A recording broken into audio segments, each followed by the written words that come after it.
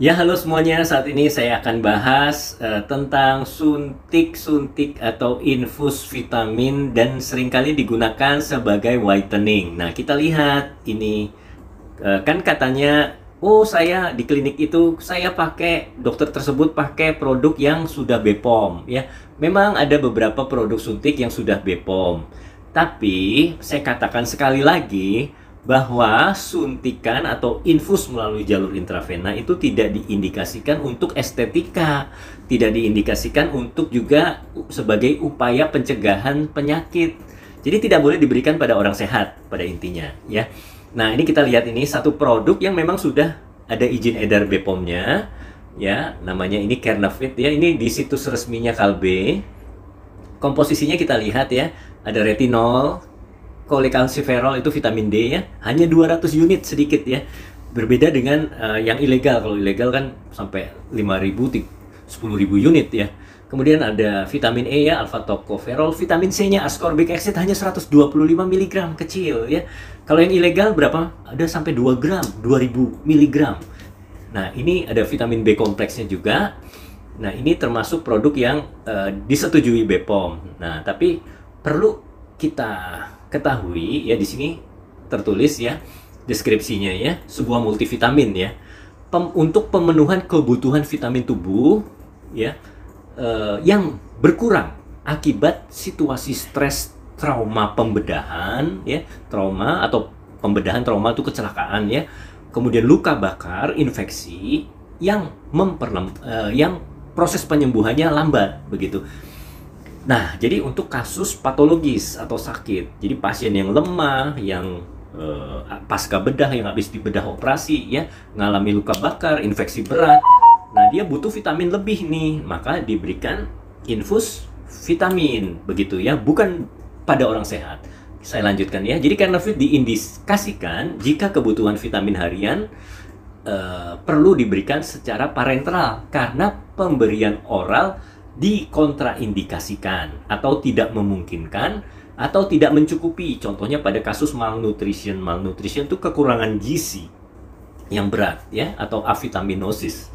Nah, gangguan gastrointestinal ya, lambungnya mengalami masalah begitu ya. Mungkin habis dioperasi. Jadi kebutuhan vitaminnya nggak bisa diberikan secara oral atau diminum begitu. Akibatnya karena tubuhnya lemah, maka harus diberikan vitamin melalui jalur infus begitu ya, untuk orang sakit. Dan ini biasanya digunakan dipakai di ICU ya, baik ICU dewasa maupun ICU anak. ICU anak yang kita sebut dengan PICU ya, Pediatric Intensive Care Unit. Begitu ya. Jadi bukan di klinik kecantikan ya.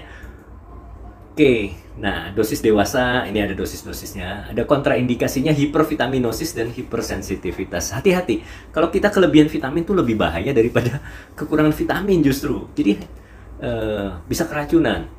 Kemudian peringatan dan perhatian, kita baca nih di sini, dapat terjadi reaksi anafilaktik ya pada subjek alergi. Jadi kalau kita alergi, kita kan nggak tahu nih, kita mungkin punya alergi pada bahan tertentu, bahan injeksinya ya. Nah, habis disuntik kita bisa pingsan nanti.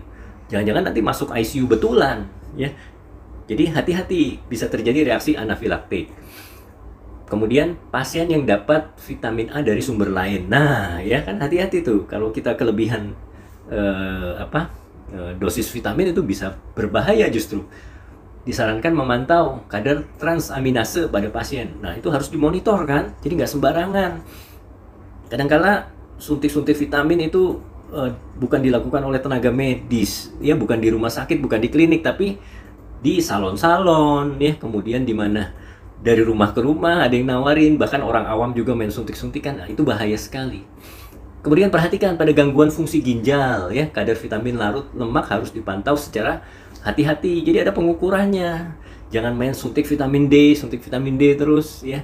Tapi kita tidak tahu kadarnya berapa, karena harus diukur juga, itu dipantau kadar vitamin D di dalam darah kita. Kalau kurang baru kita berikan suplemen, kalau kelebihan ya tidak perlu tentunya ya, kalau sudah cukup tidak perlu. Nah, seperti itu. Nah, obat-obat ini juga seringkali digunakan, dijual, diberikan untuk upaya pencegahan nih di entah klinik entah rumah sakit. Ini bahaya nih, lagi pandemi COVID, ayo suntik gitu.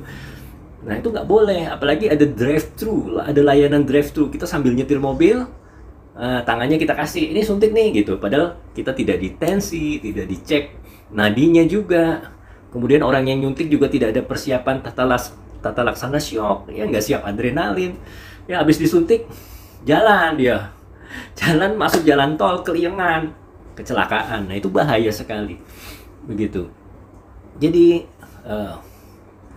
ini harus diperhatikan benar-benar. Nggak cuma asal, oh ini kita ada jual, kita ada suntikan BPOM nih. Begitu.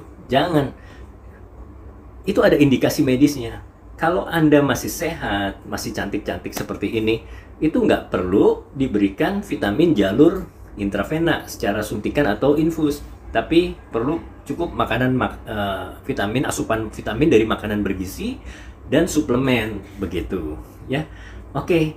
Mari kita sama-sama semua melakukan perawatan yang aman ya dan rasional sesuai dengan indikasi medis. Semoga video ini bermanfaat. Tolong disebarkan, tolong dikasih tahu kepada teman-teman Anda. Lakukan perawatan yang aman dan rasional.